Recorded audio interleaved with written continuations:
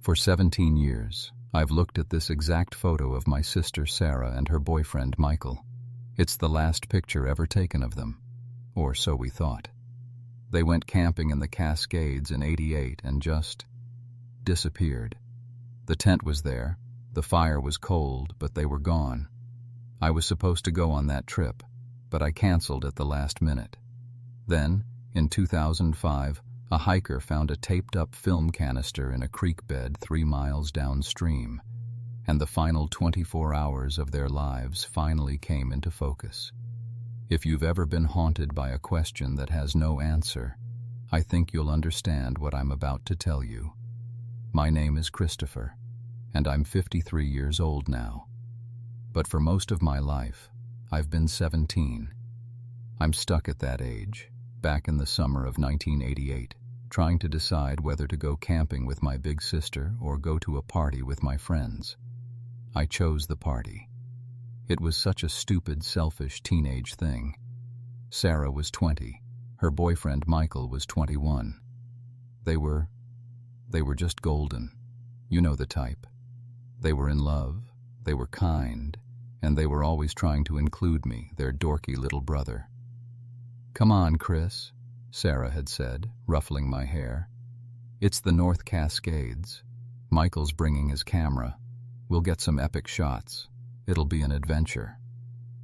I wanted to go. I really did. But my friend Mark was having a pool party. There was a girl, Jennifer, who I'd been trying to talk to all summer. So I lied.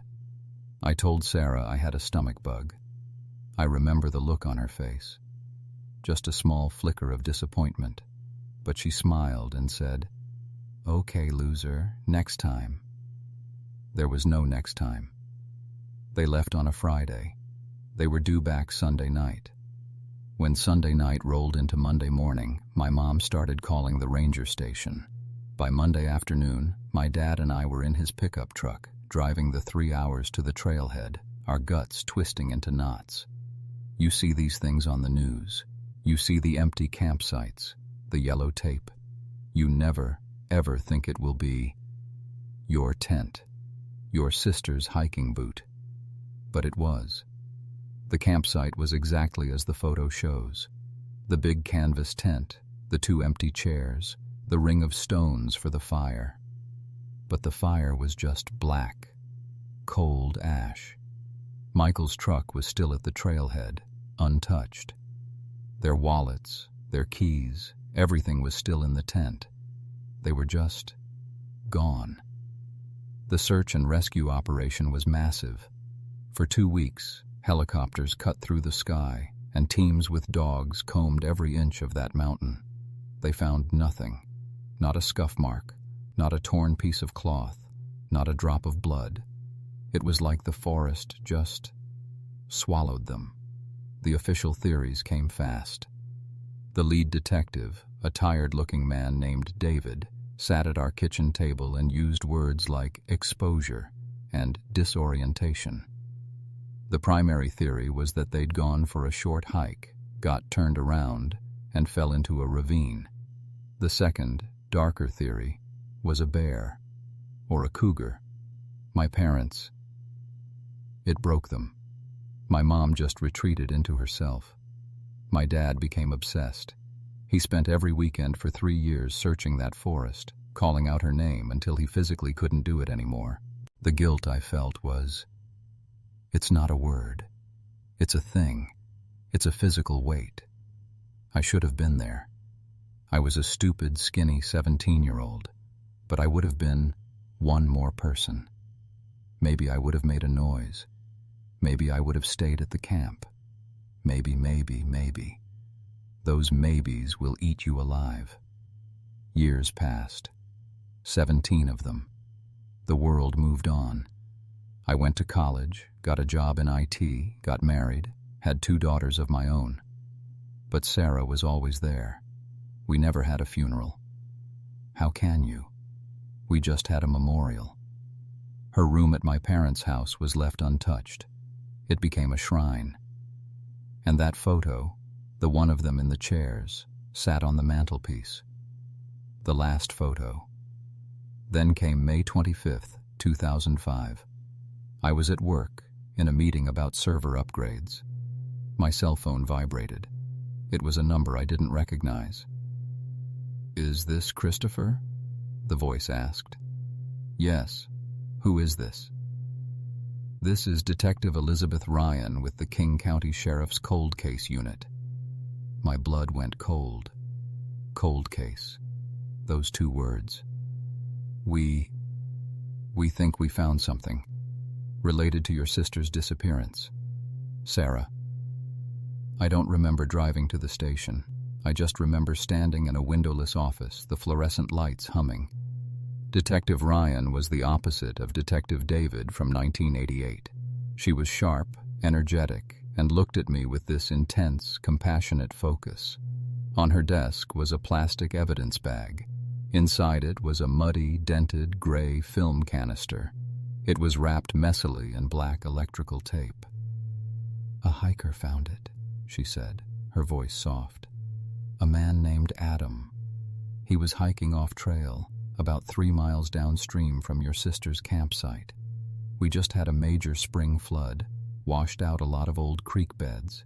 He said it was wedged between 2 large boulders, looked like it had been there for a very, very long time. He almost threw it away, but saw the tape. He thought it looked intentional. He brought it to us." I just stared at it. Michael. Michael was a photography nut. He was meticulously careful with his gear. He's the only person I know who would wrap a film canister in electrical tape to waterproof it. "It's 35mm film," Detective Ryan said. "We've sent it to the state crime lab. They have specialists, people who know how to handle degraded film. They're going to try to develop it." She warned me. She said, "Christopher, after 17 years in the water, even with the tape, the chances are slim. It's probably just ogged, ruined. I don't want you to get your hopes up." Hopes. I didn't know what I had.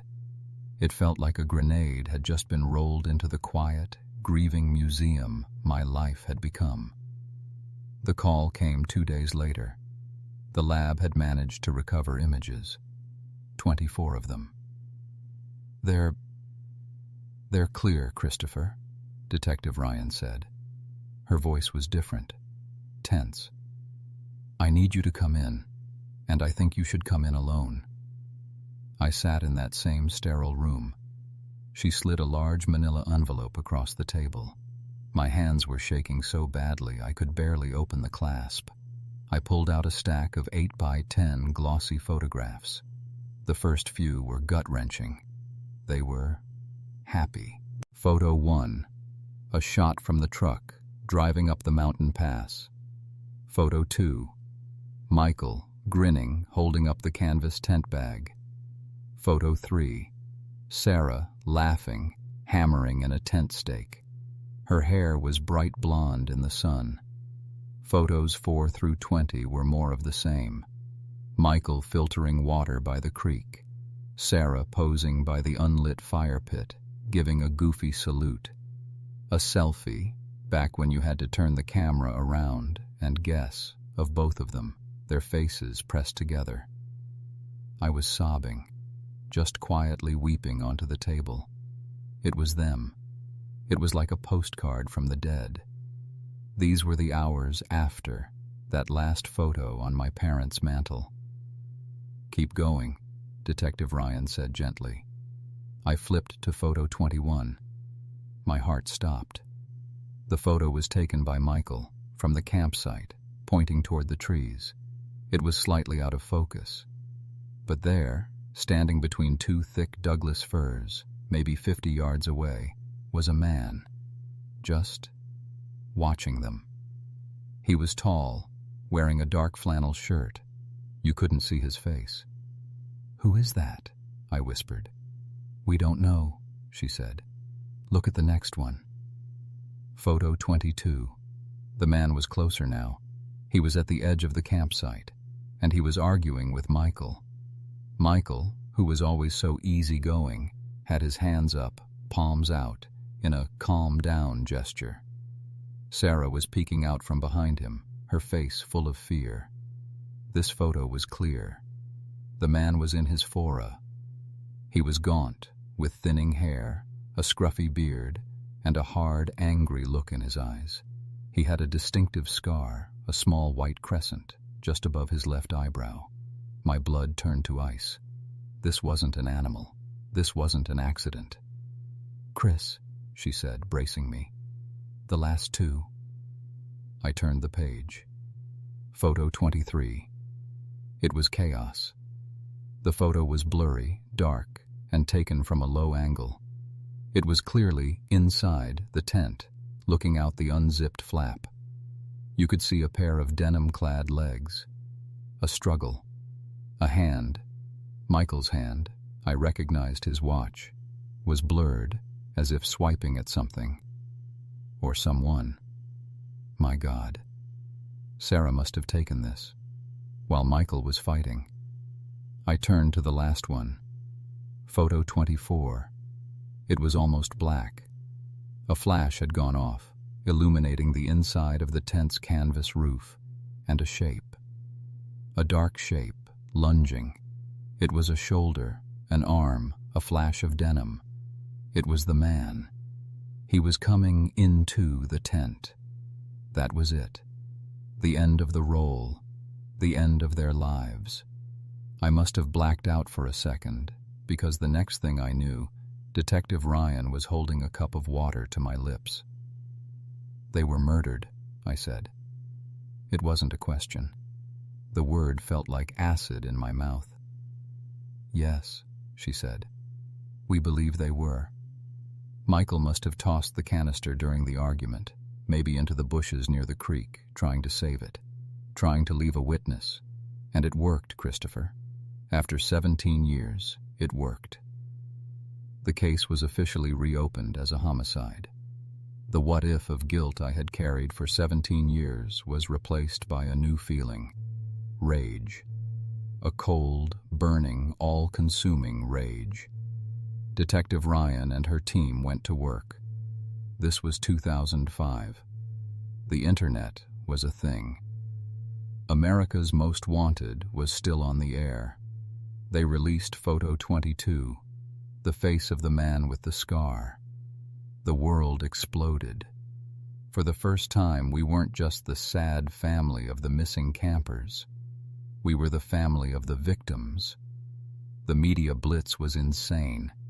Tips poured in, hundreds of them, and every single one was a dead end. "I know that guy. He's my neighbor." It wasn't. "That's my uncle. He was a mean drunk." He had an alibi. "I saw that man in 1990 in Oregon." It was a different guy. The problem, Detective Ryan explained, was that the photo was still just a photo. It was grainy. The scar was distinctive, but not a fingerprint. We had no name, no DNA, no other evidence. The original 1988 search had been for bodies, not for microscopic evidence of a third person. The campsite was a tourist spot. It had been trampled by searchers, then by other campers for 17 years. The years started to tick by again.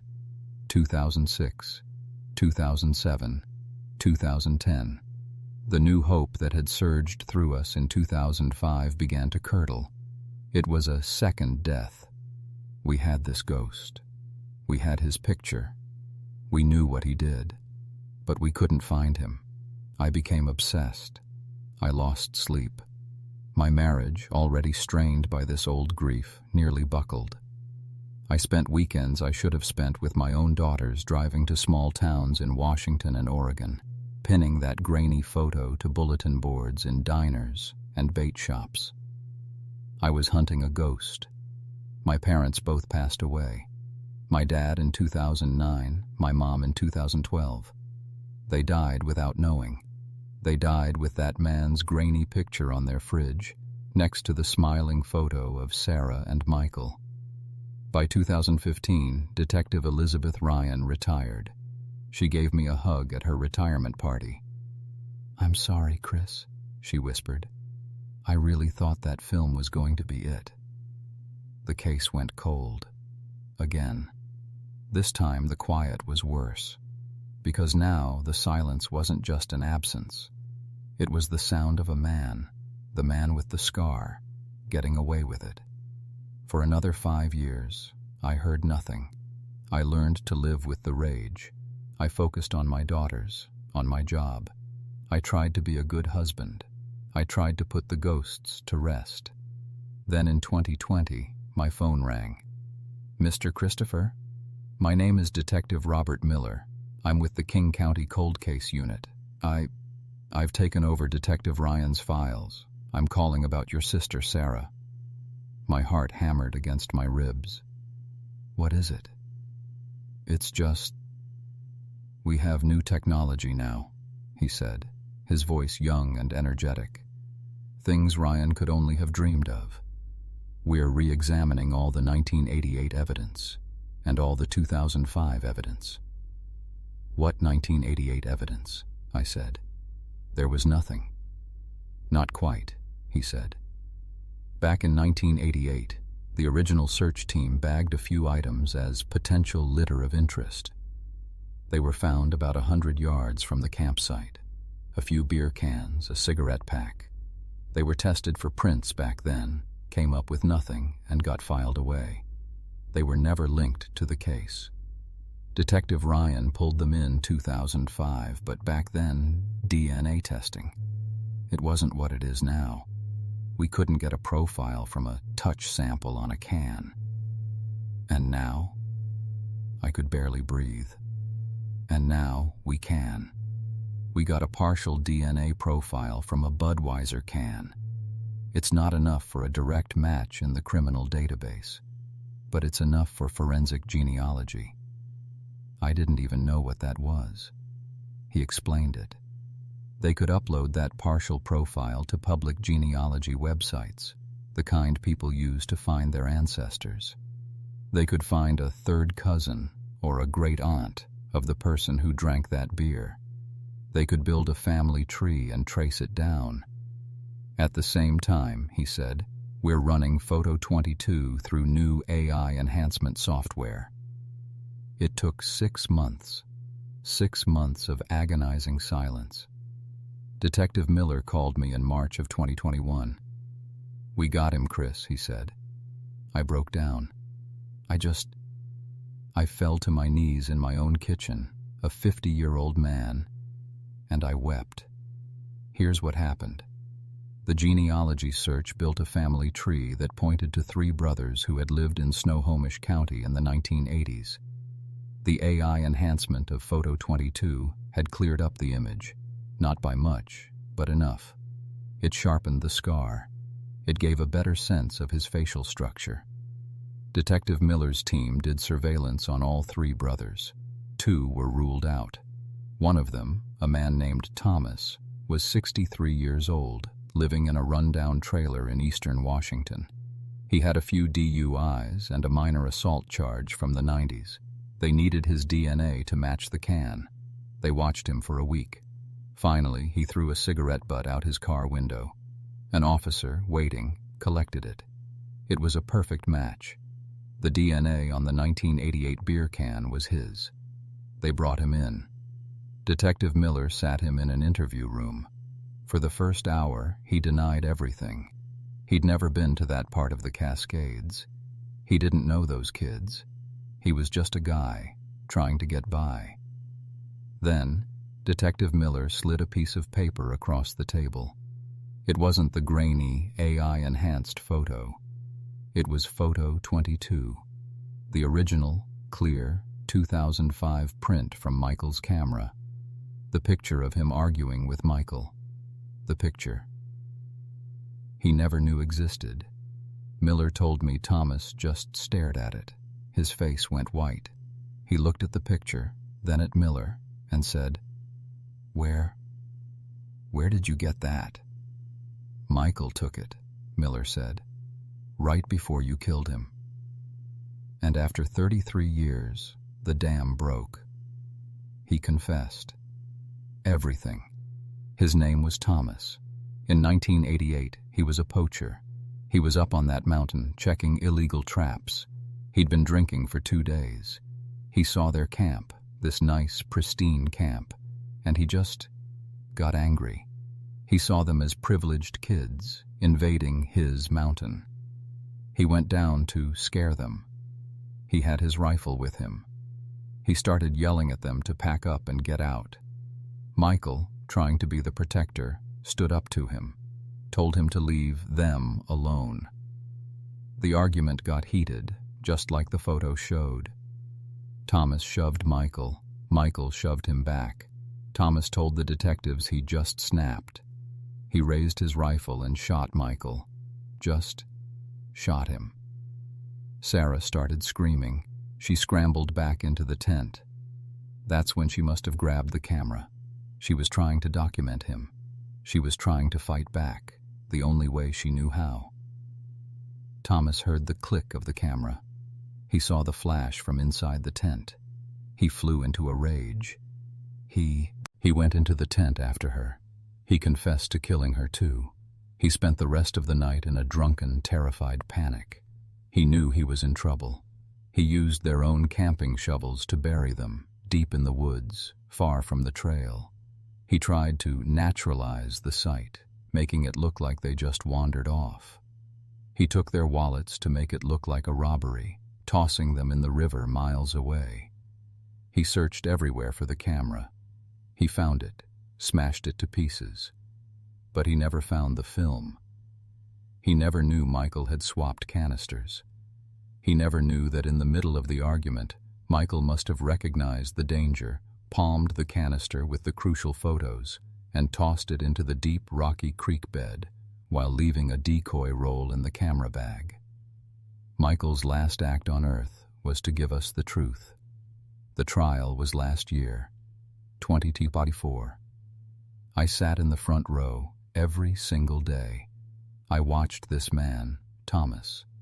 He's old now, broken down, pathetic. He's not the monster I had imagined for 37 years. He's just a weak, sad, angry man who destroyed my family in a drunken rage. He was found guilty. Life, without the possibility of parole. It's done. After the verdict, Detective Miller gave me the canister, the real one, the dented, gray piece of metal that Michael's hands had sealed. It's sitting on my desk right now, next to the photo of Sarah and me as kids. The guilt I carry is different now. It's not the sharp, hot guilt of what if. I know now that if I had gone, I wouldn't have saved them. I would have just been the third body buried on that mountain. My canceling wasn't a betrayal. It was a random, stupid, lucky break that meant someone was left to fight for them. It took 37 years. It took a flood, a hiker, a piece of tape, a beer can, and a detective who wouldn't give up. But we finally brought my sister home. I often think about that canister, sitting at the bottom of a creek for 17 years. What are the chances? What piece of your own story is lying in wait, just waiting for the right moment to be discovered?